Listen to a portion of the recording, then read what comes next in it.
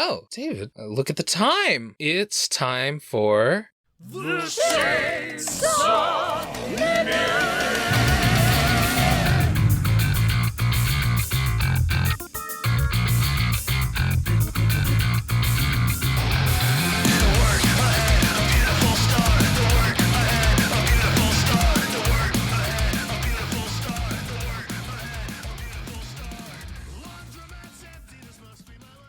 I'm David, and this is your dose of Chainsaw Man. Join us every Friday where we see what masterpiece Fujimoto put out. I'm Jordan, and if you're looking for regular Shonen Flop goodness, you can find our next episode to hear our full thoughts on Amalgam of Distortion, or as David writes here, Amalgam of Distortion. Oh, whoopsie doodles. Featuring Dingo, the creator of Scoob and Shag. Fuck yeah, this Monday. And just a reminder, these recordings are open to everyone, so listen in and chat along with us on the Shonen Flop Discord every Tuesday at 3:30 p.m. Eastern Time when there's a new chapter. Find a link to it in the show notes or on our site. And you know what the opposite of our wonderful listeners are? Our devils. So Jordan, what was your devil this week? The car crash devil, David. On Saturday, I was just kind of walking around when just out of the corner of my eye, I just saw a car run into the guardrail. Jeez, I thought you were going to say, we got in a car crash together, we were in a car coming back from Otakon, and, David, you got to wake up. You got to wake up, David. Yeah, David, wake up. The doctors say that in your head, I'm a podcast co-host.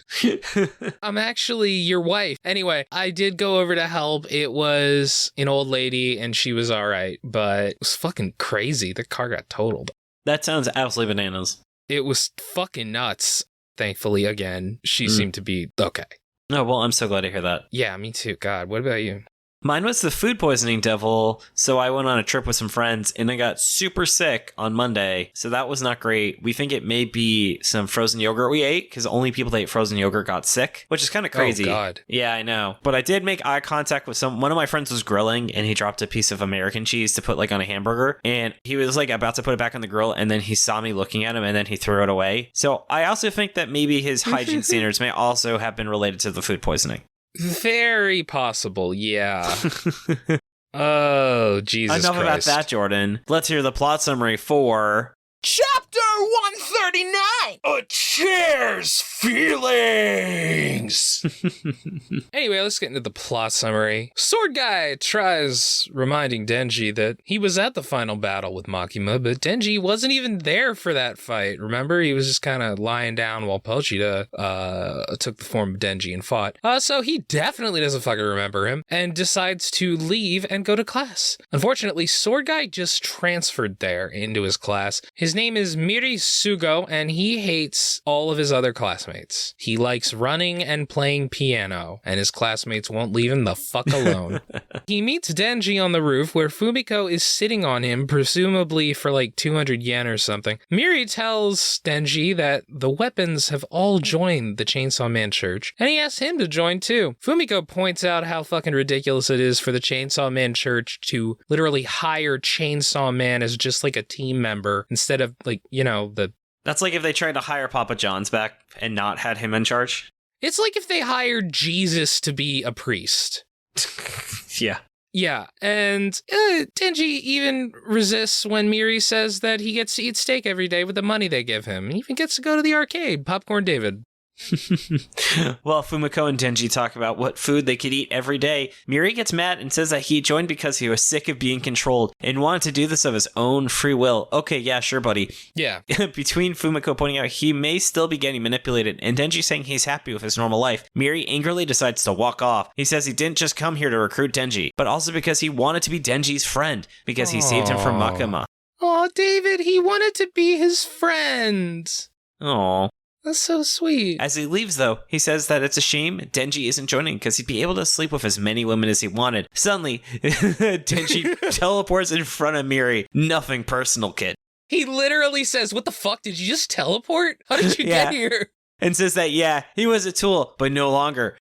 He will join the Chainsaw Man Church with us at Shonen Flop. Oh, yes. I really love how, Denji did this with Power. When he learned he would get to touch Power's boobs, he was like, those motherfuckers, how dare they do that to your cat? Ah! Here, it's like suddenly Denji gets philosophical, and he's like, I thought about what you said, actually, and you made some good points. Yeah. Oh man, this was a fucking banger chapter. God, yeah. So Jordan, I would say, why was this chapter an 11 out of 10? This is a really good fucking chapter.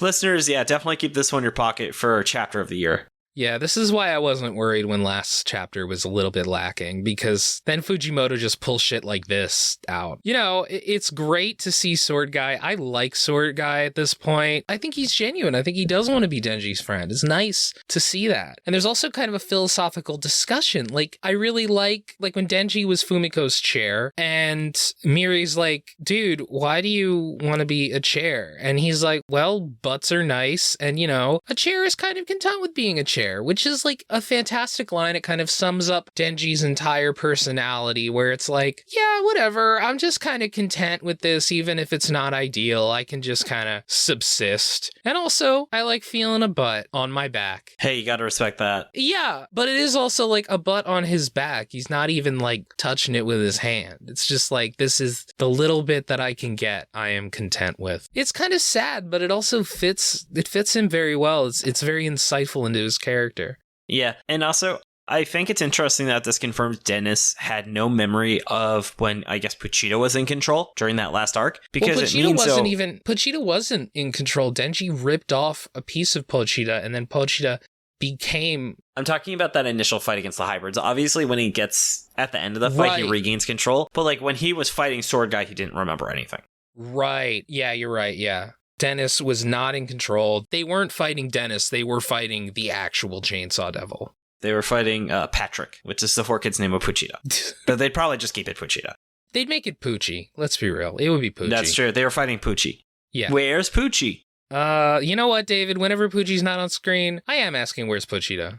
But I do actually think it's interesting, because that means that he does not know that Rize didn't go back to the USSR, because he's unaware that Makima kidnapped Rize. So I'm wondering if she's part of the church or not. Ooh. It feels like Fujimoto's was saving that, like, a big reunion between Denji and Rize. Yeah, and as everybody who listens knows, David thinks that Rize is best girl for some reason. She is.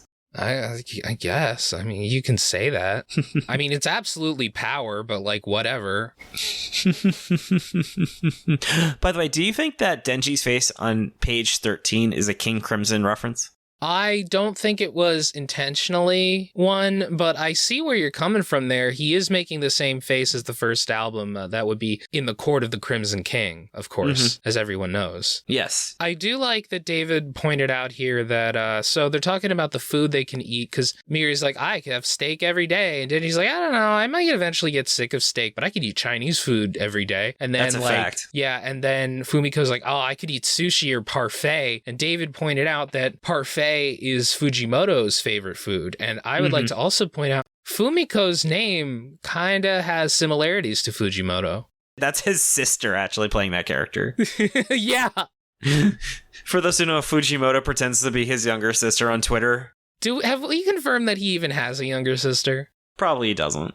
Yeah. Oh, man. And, you know, David pointed out again, there's a fucking Gilligan's cut here. Fujimoto loves his Gilligan's cut. Would you like to describe what a Gilligan's cut is? Sure. So a Gilligan cut is essentially, it's like, if you've ever seen those scenes where a character is like, there's no way, absolutely, I would ever consider doing that, when someone's like trying to talk him into it, and then it cuts to them doing it. So it's like, I'm never gonna dress up in a princess outfit for this, like, your daughter's party, and then you see him in like a princess outfit serving cake. That's a Gilligan cut. It's the Always Sunny thing, where they're like, yeah, we're never doing this, and then it says the gang does this. It's that. Yeah, gotta love how Philadelphia invented comedy. Yeah. We made up for it for Bill Cosby. God. Anyway. So let me see. Also, this felt like a really inside baseball chapter. Like, yeah, it's chapter 139, but this really felt like a chapter that rewarded people for paying close attention to Chainsaw Man throughout its run. I would agree. You know, you see Denji as a chair again. That was a good callback. It also, again, shows what his relationship with Fumiko is like. It shows a lot about what kind of person Fumiko is. Yeah. How she is, again, taking advantage of Denji. Mm-hmm. And I also love when Denji's like, yeah, I was a tool, Denji. I mean, chainsaws are tools, so it's fair. I guess. But I mean, I'm thinking about tool like the insult, you know. Yeah. You get it. Like the band. Yeah. Oh, another music reference. There we go. There's another fucking music reference. I can't wait for Araki to introduce Tool. Surprised that hasn't happened yet, actually. Yeah. And then, Jordan, do you have anything else? I think that it is kind of interesting how no, I don't. So that's all I have to say about Chainsaw Man, but I do want to say, Jordan, thank you so much for being such a wonderful co-host. Oh, thank you, David. Thank you for being a good co-host too. I love you. I love you. I love you. Aww. And you can find us on Twitter at Shonen Flopcast and our website, shonenflop.com. We're also on Spotify, iTunes, YouTube, wherever else you get your podcast. Props to Shannon for the awesome cover art. Find her online at illuminyatea. As a reminder, you can join us recording every Tuesday at 3:30 p.m. Eastern Time when there's a new chapter out. Find a link to it in the show notes or on our site. And stay tuned for Monday as we give our full thoughts on Amalgam of Distortion featuring Dingo, the creator of Scoob and Shag.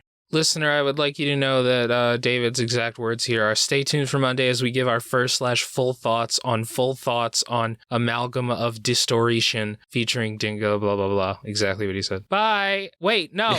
David. You have to say your line. David, I have bad news. I'm looking at the clock right now, and the Chainsaw Minute has passed. Oh, no. Bye. The Chainsaw Minute. I have to do that every time. I know.